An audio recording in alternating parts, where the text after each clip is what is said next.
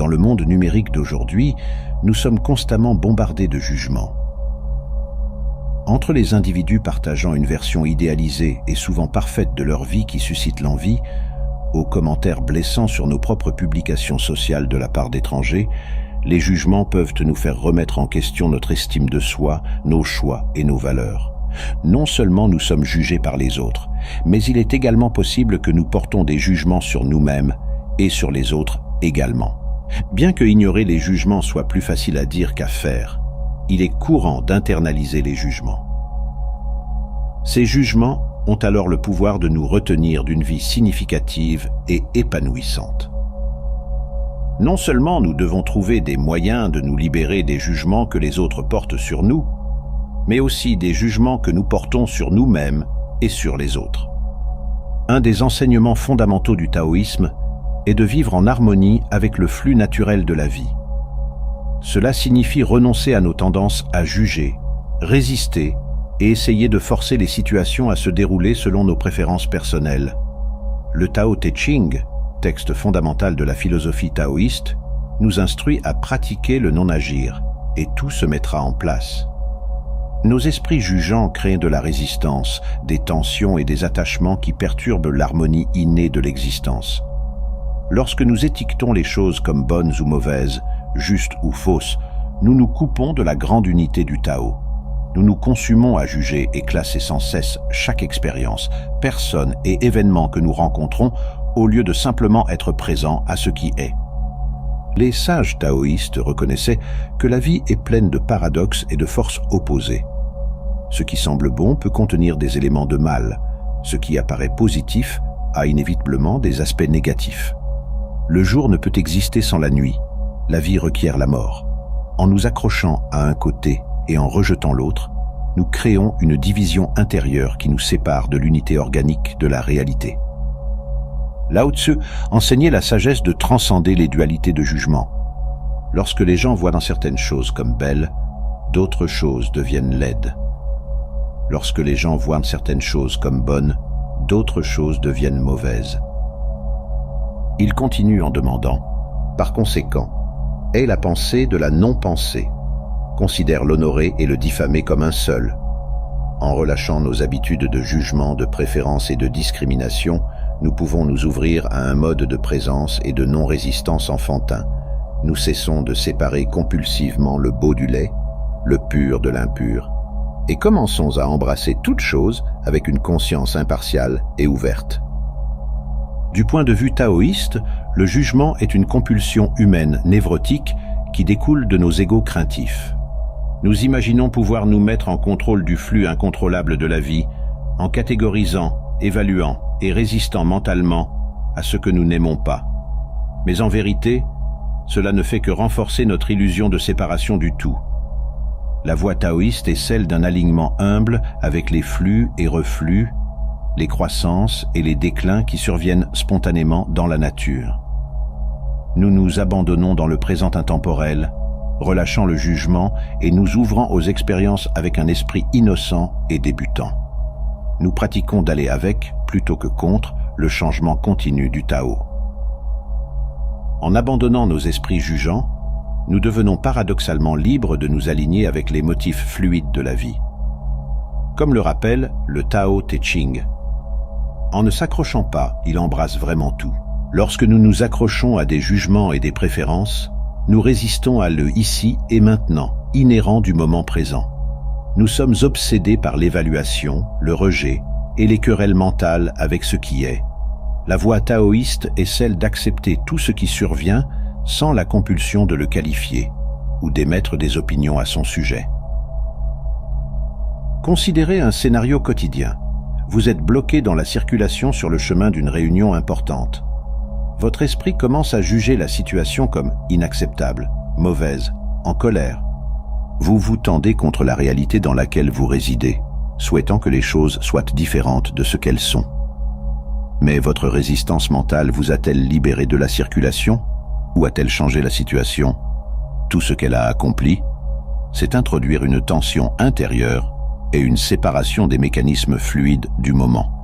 L'alternative taoïste est d'embrasser pleinement les circonstances qui surviennent, sans évaluation ni jugement. Au lieu de vouloir que la circulation disparaisse, vous vous ouvrez à sa présence avec équanimité. Vous ressentez la vivacité de chaque respiration. Vous remarquez les textures du son, l'interaction de la lumière et de l'ombre. Vous vous permettez d'être là où vous êtes, en abandonnant la résistance mentale. De cet état d'acceptation, la circulation ne détient aucune charge ni déclencheur. Il n'y a pas de querelle avec la réalité présente, donc votre esprit peut devenir calme et clair au milieu de tout cela. Vous réalisez que vous n'avez jamais été séparé des courants en développement de l'existence pour commencer.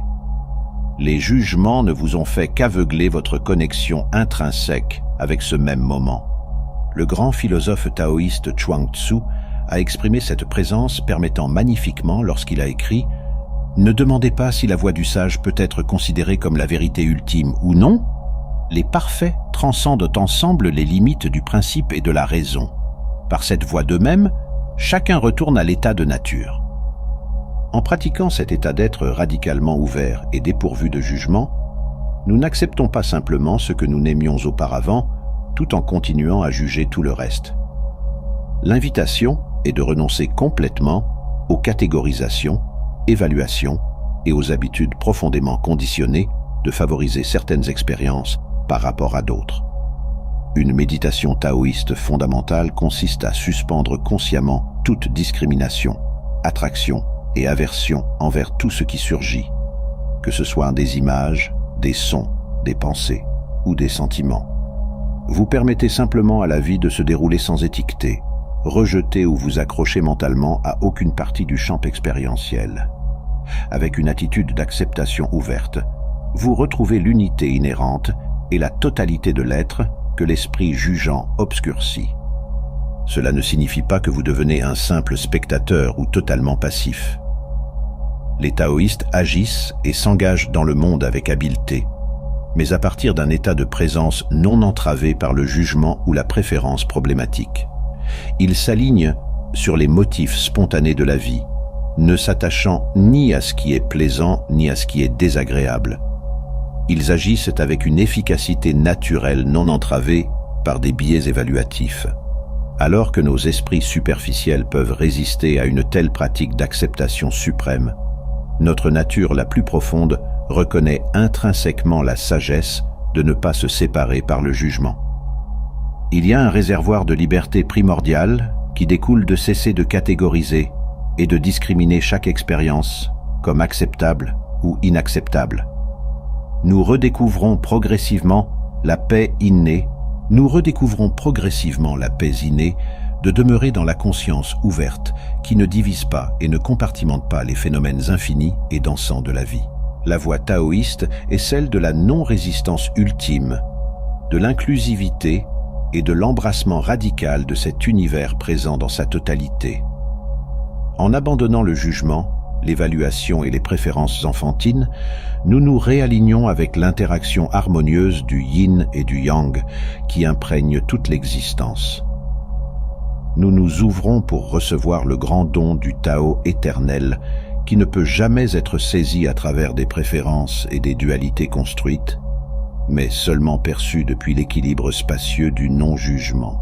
Tant d'âmes vivent isolées et confinées par le dur fouet du jugement. Trop nombreuses demeurent piégées dans une douleur constante infligée par le fouet impitoyable de l'auto-évaluation et de la critique. Enfermées dans l'emprise du jugement, il devient presque impossible de s'ouvrir, de faire confiance aux autres et de se connecter. Chaque interaction risque d'engendrer davantage de douleur, de blâme et ultimement davantage de jugement impitoyable sur nous-mêmes et sur ceux qui nous entourent. Ce n'est pas une cage facile à fuir. Notre société nous impose le jugement dès la naissance. Nous apprenons à diriger cet œil critique vers l'intérieur dès nos premiers jours, conditionnés à mesurer notre valeur selon des normes arbitraires imposées par l'école, le travail et les pressions sociétales. Couche après couche, le jugement s'accumule dans ce monde moderne, renforçant chaque barreau de notre prison auto-imposée. Le jugement agit comme un fouet invisible, le cruel coup de peur et de haine de soi nous retenant. Il forme une cage insidieuse, les barreaux inflexibles de l'anxiété et de l'insécurité confinant nos âmes. Pris au piège du jugement, nous ne pouvons pas vivre vraiment librement en tant que nous-mêmes. Ceux enchaînés par le jugement ne connaîtront que la solitude profonde et la séparation, la voie de la libération. Aujourd'hui, nous devons apprendre à lâcher le fouet du jugement et à laisser derrière nous sa cage étouffante. Nous ne pouvons pas continuer à résider dans le jugement si nous souhaitons habiter la richesse de nos propres vies. Un esprit juge restera toujours isolé, coupé de la véritable connexion avec ce monde et ses êtres. Il y a deux côtés imbriqués au jugement qui nous emprisonnent. Le jugement que nous subissons des autres et le jugement que nous nous infligeons impitoyablement.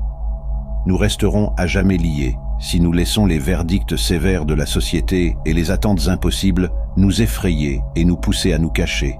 Personne ne peut s'approcher tant que nous nous flagellerons continuellement avec le cruel fouet de l'autocritique.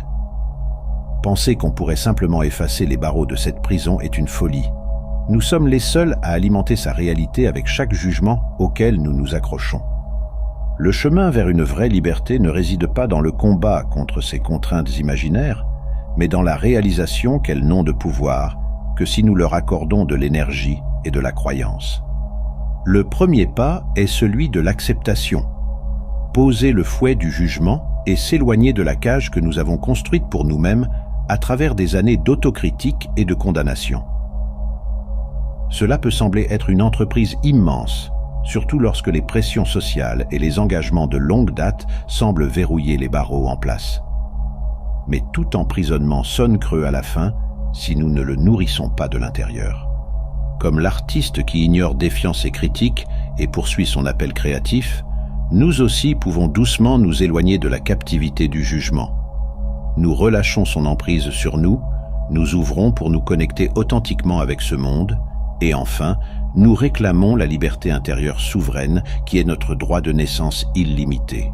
Nos esprits déclenchent automatiquement une multitude d'expériences passées et d'informations, et elles ne viennent pas seulement de nos propres expériences, mais aussi de celles de nos parents, de notre société et de nos générations passées. Croyez-moi lorsque je dis que nous jugeons, non seulement en ce qui concerne les autres, mais surtout nous-mêmes, et cela peut être très difficile, voire terrifiant, de se libérer du jugement, car cette façon de penser est si profondément ancrée dans notre inconscient. À travers l'histoire humaine, l'évaluation des autres, de la situation et de nous-mêmes nous a aidés à survivre.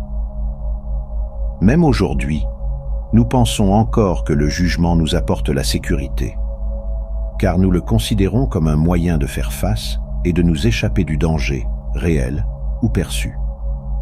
Cependant, 90% de nos jugements ne servent à rien. Au contraire, ils font du mal.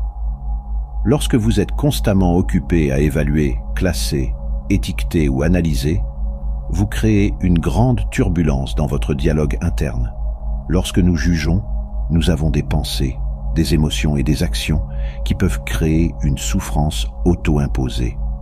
Avec le jugement viennent la peur et l'anxiété, la colère, l'incertitude et d'autres émotions négatives. Ils empêchent la circulation libre de l'énergie. Si nous pouvons nous libérer des jugements, nous sommes ouverts à une plus grande expression de l'amour envers nous-mêmes et les autres. Nous avons des connexions plus profondes et plus significatives. Cela nous aide à découvrir la vraie beauté du monde qui nous entoure. Il est un fait qu'à un moment donné de nos vies, nous allons être jugés pour quelque chose. Nous sommes tous exposés à être affectés négativement par quelque chose que quelqu'un d'autre dit ou fait. Cela peut être blessant, nous faisant nous sentir vulnérables et paranoïaques à l'idée d'être jugés à nouveau à l'avenir.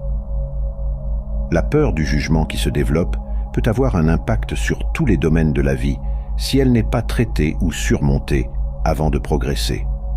Au fur et à mesure que nous avançons dans la vie, cette peur d'être jugé peut affecter nos relations, nos amitiés, nos emplois, nos scénarios sociaux et même notre capacité à prendre soin de nous-mêmes. En conclusion, échapper aux griffes du jugement est un acte de libération intérieure essentiel pour vivre pleinement et authentiquement.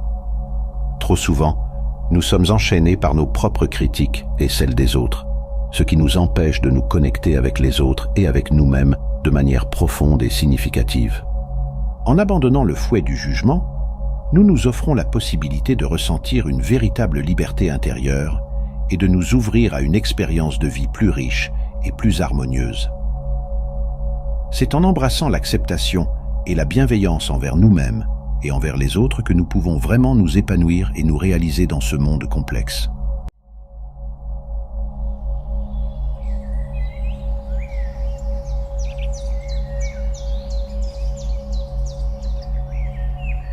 Je vous parlais des attitudes fondamentales exprimées dans le Tao Te Ching de Lao Tzu. Et le titre du livre, Tao Te Ching, introduit maintenant le deuxième mot du titre.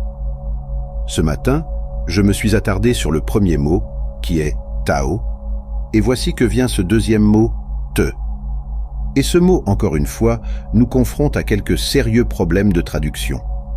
Habituellement traduit par vertu, mais la vertu telle que nous la comprenons aujourd'hui n'est pas du tout appropriée. Le type le plus proche, quand nous parlons des vertus curatives d'une plante, c'est plus proche de la signification de ce mot « te ». La section du Lao Tse, où cela est vraiment introduit, le texte dit quelque chose comme ceci. La vertu supérieure n'est pas vertu, donc elle a la vertu. La vertu inférieure ne peut pas se détacher de la vertu, donc ce n'est pas vertu. Et nous paraphrasons plus ou moins cela en traduisant « la vertu supérieure n'est pas consciente d'elle-même en tant que vertu, et donc c'est la vertu. Mais la vertu inférieure est tellement accrochée à être vertueuse ou accrochée à être vertueuse que ce n'est pas la vertu.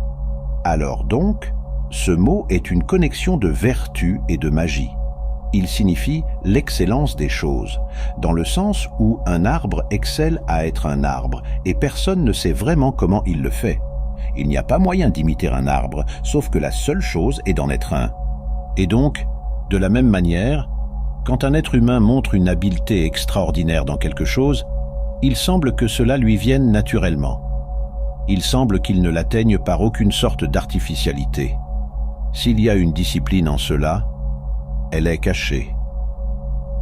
Exceller naturellement dans quelque chose, et pourtant c'est quelque chose de si difficile à comprendre que cela semble avoir été fait par magie. Voilà la signification de ce mot. Dans le livre appelé Zhongyong, ou l'axe inébranlable, il est dit que le Tao est ce dont rien ne peut s'écarter, ce dont les choses peuvent s'écarter, n'est pas le Tao. Fondamentalement, vous voyez, vous ne pouvez pas vous en éloigner. C'est comme une situation où nous flottons tous dans un fleuve immense, et le fleuve vous emporte, de toute façon. Maintenant, certaines personnes dans le fleuve nagent contre lui, mais elles sont quand même emportées. D'autres ont appris que l'art de la chose est de nager avec lui, et ils sont également emportés, mais ils le savent, vous voyez? Ils savent qu'ils sont emportés, tandis que les gens qui nagent contre pensent qu'ils vont dans la direction opposée. Mais ce n'est pas vraiment le cas. C'était le genre de discussion que nous avions ce matin lorsque je constate, invariablement chaque fois que je parle de ces choses, que les Américains soulèvent des questions morales, parce que nous sommes un peuple incroyablement dupé par les prédicateurs. Et donc cela revient toujours, dupé par les prédicateurs. Oui, et nous avons des consciences coupables chroniques, et donc ces questions sont toujours soulevées.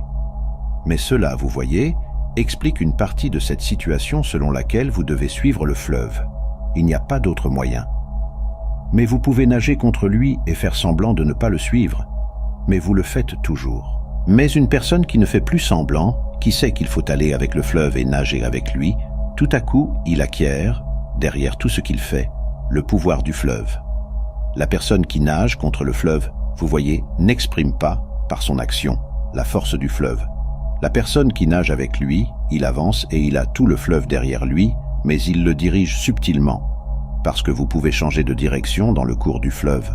Vous pouvez aller à gauche ou à droite, comme un navire peut utiliser un gouvernail et toujours avancer avec le courant.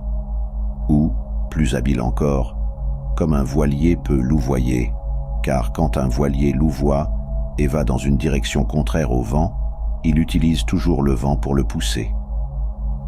Maintenant, c'est l'art le plus hautement habile de tous, c'est le taoïsme dans toute sa perfection, l'art de la voile. Donc, de cette manière, le sens de te est ce genre d'intelligence qui, sans que vous utilisiez beaucoup d'efforts, fait coopérer tout avec vous. Vous, par exemple, ne forcez jamais les autres à être d'accord avec vous, mais vous leur donnez l'idée que vous vouliez qu'ils aient était la leur. C'est un art féminin, par excellence. Une femme qui veut vraiment un amoureux ne le poursuit pas. Parce que, alors, la plupart des hommes sentent qu'elle est agressive. Et si elle est agressive, elle est évidemment une femme qui a eu du mal à trouver des amoureux, et donc il doit y avoir quelque chose de secret, indésirable à son sujet. Mais si elle, pour ainsi dire, crée un vide, alors, et c'est légèrement difficile à comprendre, les gens sont excités. Ils savent qu'elle est un objet très prisé, et donc ils la poursuivent. De la même manière, lorsque vous voulez apprendre à un bébé à nager, une chose que vous pouvez faire est de mettre le bébé dans l'eau, et puis reculer dans l'eau et créer un vide. Et cela attire le bébé. Cela l'aide à apprendre la sensation de l'eau et comment nager. C'est le même principe. Ainsi, être difficile à obtenir est l'un des tout meilleurs moyens d'acquérir une immense notoriété. Prenez le cas de Thomas Edward Lawrence qui a publié « Les 7 piliers de la sagesse » en édition limitée. Et ce livre est devenu un ouvrage extraordinairement célèbre. Il coûtait des centaines de dollars pour trouver un exemplaire sur le marché. Et ils ont attendu et ont construit cela, et construit cela, et construit cela. Et finalement, ils ont publié une édition générale. Et c'était un succès éclatant parce que le premier était un peu secret et difficile à trouver. Si vous avez de la patience, vous voyez, vous pouvez toujours faire cela.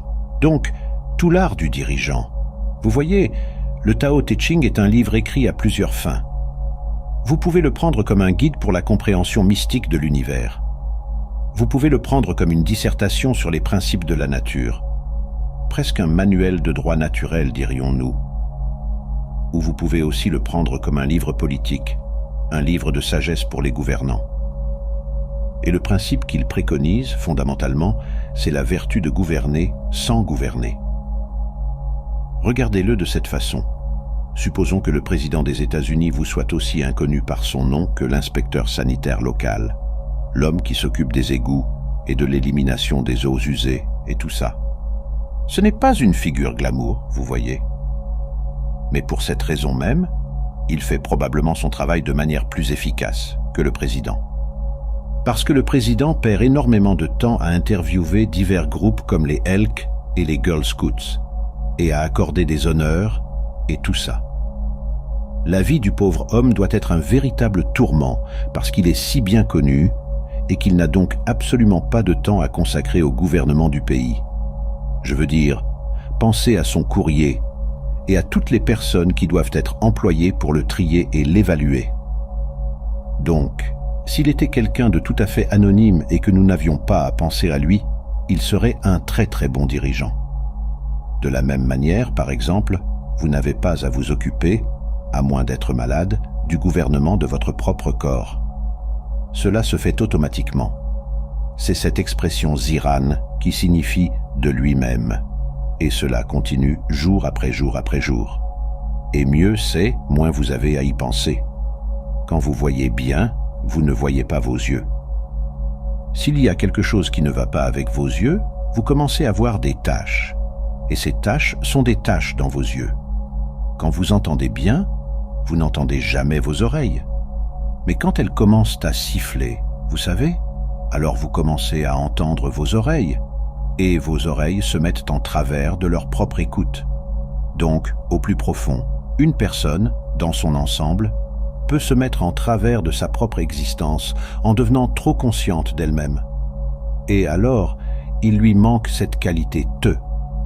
Maintenant, les taoïstes proposent donc qu'il y ait quelque chose pour aider les gens à revenir au Tao et à être capables d'être dans un état de te afin qu'ils ne se mettent pas en travers de leur propre chemin. Et cela est lié à l'idée d'être vide. Le vide, être en quelque sorte vacant, était le secret de la chose.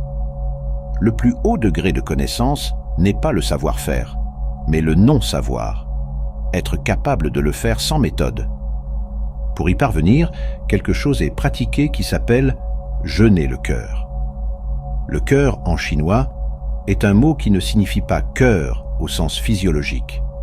Vous voyez, c'est une partie du caractère « te ». Il est généralement situé à peu près ici, et cela signifie « cœur-esprit ». Il est également traduit par « esprit », et dans tous les textes zen où le mot « esprit » est utilisé, pas d'esprit, mushin, c'est ce caractère. Le centre psychique. Maintenant, le meilleur genre de cœur est l'absence de cœur. En anglais, le mot « sans cœur » a une connotation très négative, tout comme le mot « sans esprit ». Une personne sans cœur est une personne insensible et sans considération. Une personne sans esprit est un idiot. Mais une personne qui a mushin, ou pas d'esprit ou pas de cœur en chinois, est d'un très haut niveau. Cela signifie que son centre psychique ne se met pas en travers de son propre chemin. Il fonctionne comme s'il n'était pas là. Zhuangzi dit que la forme la plus élevée de l'homme utilise son XAM comme un miroir. Il ne saisit rien, il ne refuse rien, il reçoit mais ne garde pas. Et le poème dit quand les oies survolent l'eau et qu'elles se reflètent dans l'eau, que les oies n'ont pas l'intention de projeter leur reflet et que l'eau n'a pas l'esprit de retenir leur image. Donc tout le problème est, vous voyez, d'agir dans le monde comme si vous étiez absent. Maintenant, cela est intégré en nous physiologiquement, fondamentalement. Permettez-moi de vous poser simplement la question. Quelle est la couleur de votre tête du point de vue de vos yeux? Vos yeux ne voient pas votre tête, n'est-ce pas? Vous regardez tout autour, vous voyez tout le reste, mais votre tête, vous ne la voyez pas. Avez-vous l'impression que votre tête est noire? Non. Elle n'a aucune couleur du tout. À l'extérieur, vous voyez, votre champ de vision est ovale, 2 yeux. Et cela crée comme 2 centres d'une ellipse. Donc, il y a tout ce champ de vision. Maintenant, faites l'expérience. Qu'y a-t-il au-delà du champ de vision? De quelle couleur est-ce là où vous ne pouvez pas voir? Ce n'est pas noir, c'est un point important. Il n'y a pas de couleur du tout là-bas. Et de cette manière, vous pouvez vous faire une idée de ce que signifie ce caractère dont j'ai parlé ce matin, Xuan, qui bien qu'il ait formellement une signification de ténèbres, celui-ci, bien qu'il ait formellement la signification de ténèbres et du profond et de l'obscur, il fait en réalité référence à ce genre de pas de couleur, qui est la couleur de votre tête pour autant que vos yeux sont concernés. Donc, dans ce sens, l'invisibilité de sa propre tête, presque le fait de ne pas avoir de tête du tout, est le secret d'être en vie. Être sans tête, pourrait-on dire. N'avoir pas de tête, dans le sens que je viens d'expliquer, est notre manière de parler de l'expression chinoise mushin, sans esprit. En fait, si vous voulez voir l'intérieur de votre tête, tout ce que vous avez à faire est de garder les yeux ouverts, parce que tout ce que vous expérimentez dans le champ visuel externe est un état de votre cerveau. Toutes ces couleurs et formes sont la manière dont les nerfs cérébraux traduisent les impulsions électriques dans le monde extérieur, étant dans le monde extérieur à l'enveloppe de la peau. Ainsi, ils traduisent tout ce qui se passe à l'extérieur en impulsions qui sont pour nous forme et couleur. Mais la forme et la couleur sont des états des nerfs. Donc, ce que vous voyez lorsque vos yeux sont ouverts est ce que cela fait à l'intérieur de votre tête. Vous ne voyez pas votre cerveau comme une structure externe, ondulée, ondulante et nervurée. Vous voyez votre cerveau comme tout ce qui est à l'extérieur. Ainsi, de cette manière, le vide de sa propre tête est la condition de la vision. La transparence du cristallin de l'œil est la condition de la vision des couleurs. Il n'a pas de couleur en lui-même. Eckhart a dit cela. Parce que mon œil n'a pas de couleur, il est capable de discerner la couleur. C'est une idée taoïste fondamentale d'être absent comme condition d'être présent, de ne pas être là. Donc, Zhuangzi dit « Quand votre ceinture est confortable, vous ne la sentez pas. Quand vos chaussures sont confortables, c'est comme si vous n'en portiez pas. De même, vos vêtements, vous voyez, plus vous êtes conscient de ces choses, moins elles sont faites correctement, ou moins elles conviennent correctement. Mais nous élevons une objection à cela. une objection très simple. Si je ne sais pas que je suis là, il semble que je manque tout. Nous voulons savoir que nous savons. Si nous sommes heureux et que nous ne savons pas que nous sommes heureux, nous pourrions aussi bien ne pas être heureux. Être heureux et savoir que vous êtes heureux est vraiment le débordement de la coupe de la vie. Bien sûr, la punition pour cela est d'être malheureux et de savoir que vous êtes malheureux. Certaines personnes sont malheureuses sans le savoir. Mais vous connaissez mon Limerick, il y avait un jeune homme qui a dit « Bien que, il semble que je sais ce que j'aimerais voir. C'est le je qui me connaît quand je sais que je sais que je sais. » Et c'est le grand dilemme humain, le développement de la conscience de soi, le développement de la possibilité de réfléchir sur sa propre connaissance. Et cela est à la fois une bénédiction et une malédiction. Et le taoïsme n'échappe pas à ce problème, je veux dire, il n'évite pas ce problème, il y fait face. Mais il n'y fait pas face de manière évidente. Nous en revenons donc à ce verset fondamental sur la nature de te. Ce qui est très vertueux est une vertu qui n'est pas consciente d'elle-même en tant que vertu. Au moment où elle est consciente d'elle-même en tant que telle, vous voyez, elle échoue. Ainsi, de cette manière, nous aimons voir un enfant danser tout seul, perdu dans la danse, et ne se produisant pas pour un public.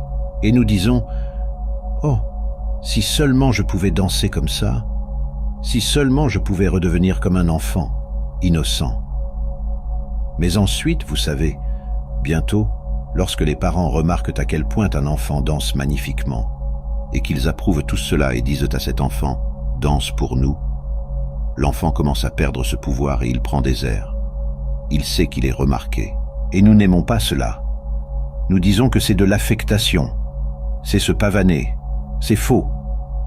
Ce que nous voulons que vous fassiez, c'est danser comme si vous n'aviez pas de public, même pas vous-même. Ce qui, bien sûr, met l'enfant dans une double contrainte, car cela dit à l'enfant, nous vous demandons de faire quelque chose qui sera acceptable seulement si vous le faites, comme s'il n'était pas nécessaire. Nous faisons cela tout le temps à nos enfants et à nous-mêmes. Tu dois m'aimer. Après tout, tu as promis de le faire quand nous nous sommes mariés, n'est-ce pas? Et ainsi de suite. Donc c'est la difficulté. Mais d'une manière ou d'une autre, un très grand artiste dans la maturité de sa vie parvient d'une manière ou d'une autre à donner au moins l'impression qu'il fait ce qu'il fait, sans jouer pour la galerie, sans conscience de soi. Cela semble parfaitement naturel. Alors comment y parvient-il?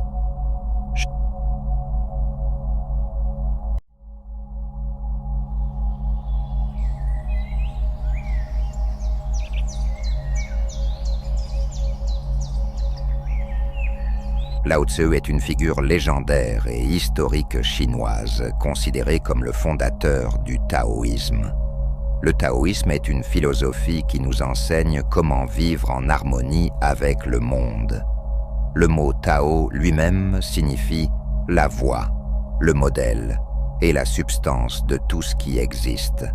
Lao Tzu est également crédité comme l'auteur des textes les plus sacrés du taoïsme, le Tao Te Ching, qui regorge de sa sagesse remarquable et de ses messages de paix, de résilience et de cohésion, nous rappelant ce qui importe vraiment dans la vie.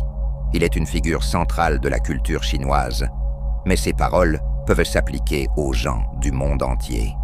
Voici donc 10 leçons importantes que nous pouvons apprendre de Lao Tzu. Première leçon, ignorez le mal et il disparaîtra de lui-même.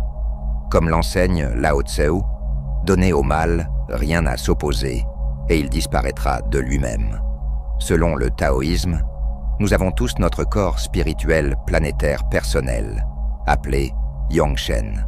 Il absorbe les essences précélestes et les traite, les poussant dans votre âme. Et votre âme les livre à votre corps physique, vous donnant ainsi votre plein potentiel de vie. En réalité, un taoïste se concentre principalement sur 2 choses. L'une est de renforcer et réparer le pont entre le Yongshen et eux-mêmes, ici dans le monde physique. En faisant cela, ils peuvent vivre une meilleure vie et atteindre leur plein potentiel. La deuxième partie de la cultivation taoïste consiste à conclure, en rendant au Yongshen pour en recevoir plus à l'avenir.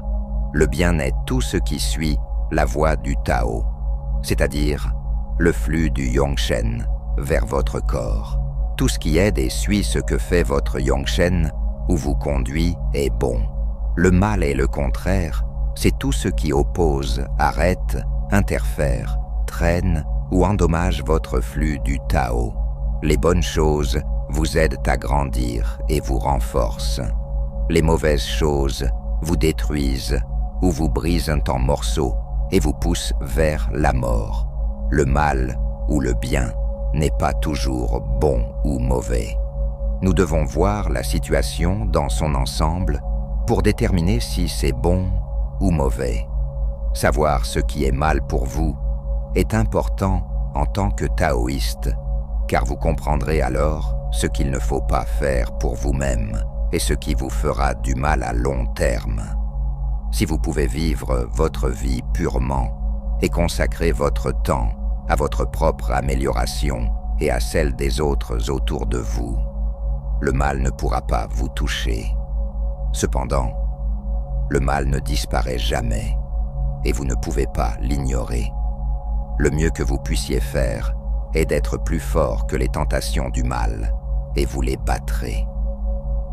Deuxième leçon, la gentillesse et la compassion envers les autres gagnent toujours à la fin. Pour citer Lao Tzu, la gentillesse envers soi-même crée la confiance.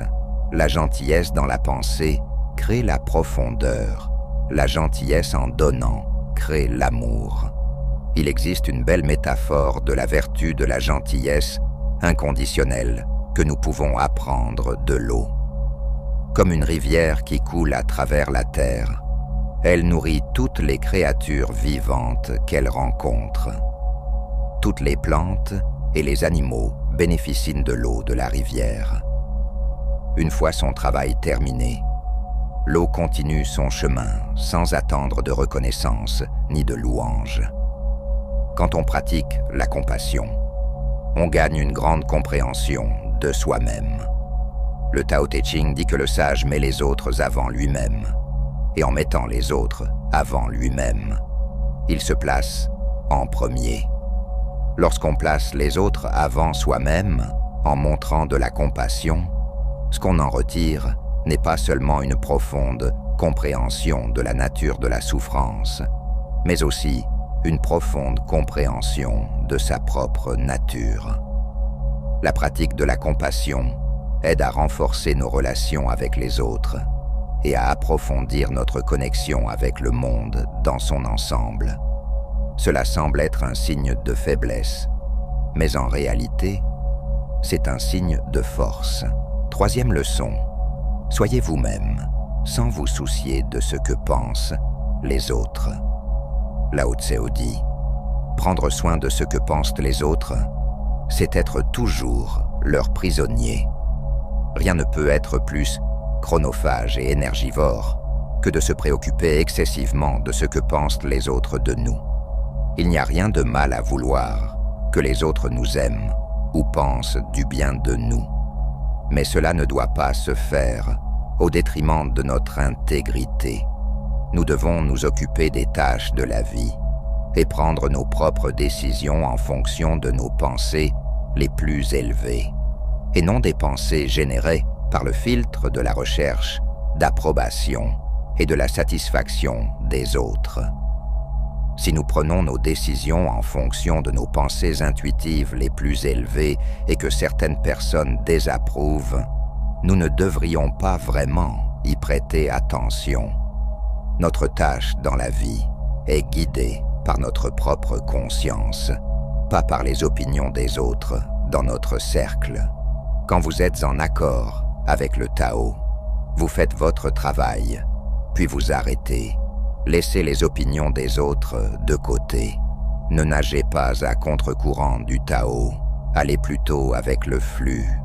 Acceptez-vous, croyez en vous, car si vous le faites, vous n'aurez pas à essayer de convaincre les autres. Soyez content de vous-même, car si vous l'êtes, vous n'avez pas besoin de l'approbation des autres. Quatrième leçon, La sagesse et la force viennent de l'humilité. Comme nous l'apprenons de Lao Tzu, l'homme sage est celui qui sait ce qu'il ne sait pas. Il y a une histoire dans le Liao Su, un livre de paraboles taoïstes écrit à peu près à la même époque que le Tao Te Ching. C'est l'histoire d'une paire de jumeaux. Ils se ressemblent, parlent de la même manière, appartiennent à la même famille, mais l'un est aimé, fait confiance et est promu par les autres, tandis que l'autre ne l'est pas. Il porte de plus beaux vêtements, mange de meilleurs aliments et vit dans une maison plus agréable. Le jumeau à succès traite l'autre avec une arrogance non dissimulée parce qu'il croit à tort qu'il a mérité son succès en disant « Peut-être y a-t-il juste plus en moi qu'il n'y en a en toi ». Ils rencontrent tous deux le maître Tongkol qui dit « Quand vous dites qu'un homme a plus en lui qu'un autre, vous voulez seulement dire qu'ils ne sont pas également doués. Ce que je veux dire est différent de cela. Le jumeau malchanceux a plus de valeur que de chance. Vous avez plus de chance que de valeur. Votre succès n'est pas dû à la sagesse, ni son échec à la folie. Tous deux viennent du ciel et non de l'homme. Pourtant, vous êtes présomptueux parce que vous avez plus de chance, tandis qu'il a honte bien qu'il ait plus de valeur. Aucun de vous ne perçoit que les choses doivent être comme elles sont.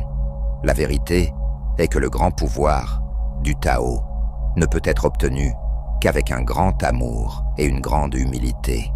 On doit toujours être impeccablement humble, car c'est l'humilité qui garantit de grandes victoires sur soi-même. C'est la base des réalisations correctes dans la transformation de l'âme. Vous devez être d'accord avec le Tao complètement. Si vous ne le faites que partiellement, cela entraînera une rupture dangereuse, car seule l'humilité complète est le remède à la maladie appelée orgueil. La tristesse et la colère sont les compagnons de l'orgueil, tandis que le calme et la joie sont les compagnons de l'humilité impeccable. 5e leçon. Le changement est inévitable. Alors acceptez-le même s'il semble inconfortable. Selon Lao Tzu, les nouveaux départs sont souvent déguisés en fins douloureuses. Nous résistons souvent au changement et le ressentons. Mais le changement est essentiel à la vie, car malgré sa douleur apparente, il est toujours nécessaire. La plupart d'entre nous ont tendance à s'installer dans notre zone de confort. Nous avons peur du changement ou de quelque chose de nouveau. Nous avons tendance à nous habituer à la routine et à la traiter comme la seule option disponible pour nous. Une sorte de complaisance mentale s'installe et nous ne voulons pas altérer cela. Peut-être parce que nous n'espérons plus de meilleures choses, ou parce que nous croyons que chaque fin est douloureuse et ne mène pas toujours à quelque chose de mieux. Chaque changement est important et chaque changement est significatif en soi. Ce qui semblait négatif ou douloureux au début peut se transformer en quelque chose de nouveau, un nouveau départ, une nouvelle voie, une nouvelle direction, une nouvelle opportunité, une nouvelle vie ou même un nouveau vous.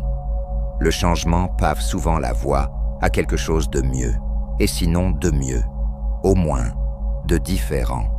Dans le changement réside l'élan et le progrès de la vie. 6e leçon, cherchez en vous et vous trouverez tout ce dont vous avez besoin. Lao Tzu dit, connaître les autres, c'est être intelligent. Se connaître soi-même, c'est être vraiment sage. Maîtriser les autres, c'est être fort. Se maîtriser soi-même, c'est être vraiment puissant. Nous vivons dans une culture orientée vers l'action, la réussite, la performance, qu'il s'agisse d'argent ou de nous-mêmes. Ces actions, selon la perspective taoïste, sont considérées comme du yang et sont basées sur des mouvements extérieurs. le concept chinois de yin et yang, décrit la nature en dualité avec deux forces opposées, complémentaires et interdépendantes. En d'autres termes, deux moitiés qui se complètent pour former un tout. Le yin et le yang évoluent et changent toujours avec le temps. Un aspect augmente à mesure que l'autre diminue et cet équilibre continue comme un modèle dans la nature. Tout comme la nature, la vie humaine est une question d'équilibre. Et pour maintenir cet équilibre, nous devons passer du temps à cultiver notre yin, qui est notre expérience intérieure. Nous devons ralentir, réfléchir et simplement profiter d'être sans avoir à faire quoi que ce soit. Des pratiques comme la méditation, le qigong et la pleine conscience peuvent nous aider à ralentir afin que, lorsque nous devons agir, nous disposions d'une réserve plus profonde et plus précieuse d'énergie et d'équilibre à puiser. 7e leçon, en lâchant prise, vous devenez libre. Selon Lao Tzu, en lâchant prise, tout se fait. Le monde est gagné par ceux qui lâchent prise. Mais quand vous essayez et essayez, le monde vous échappe. L'illumination signifie alléger le fardeau de la vie dans ce monde et alléger les aspects sombres du caractère humain. Mais comment nous alléger nous-mêmes? Comment alléger nos fardeaux et alléger notre caractère? La clé est d'examiner nos attachements, ces choses auxquelles nous nous accrochons si fermement dans nos esprits que nous nous causons de la douleur à nous-mêmes et aux autres. Cet examen, cette auto-observation, peut commencer par la compréhension des 3 types d'attachement. L'attachement à la reconnaissance, l'attachement à la sécurité et l'attachement au contrôle. Comptez sur le pouvoir pour atteindre ce que vous voulez dire que vous ne comptez pas sur le Tao. Il est important de comprendre que développer une attitude de non-attachement ne signifie pas être insensible ou indifférent. En fait, perdre vos attachements vous rend plus libre d'ouvrir encore plus grand votre cœur.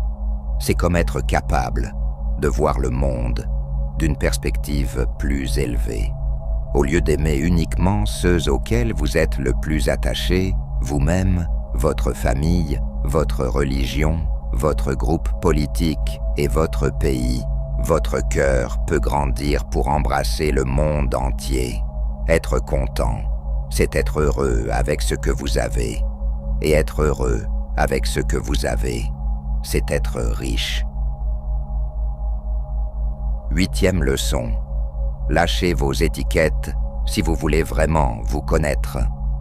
Selon les enseignements de Lao Tzu, celui qui se définit ne peut pas savoir qui il est vraiment. Les étiquettes sont ce que vous vous attribuez dans votre tête. Ce sont des balises que vous attachez à vous-même pour décrire la personne que vous pensez être.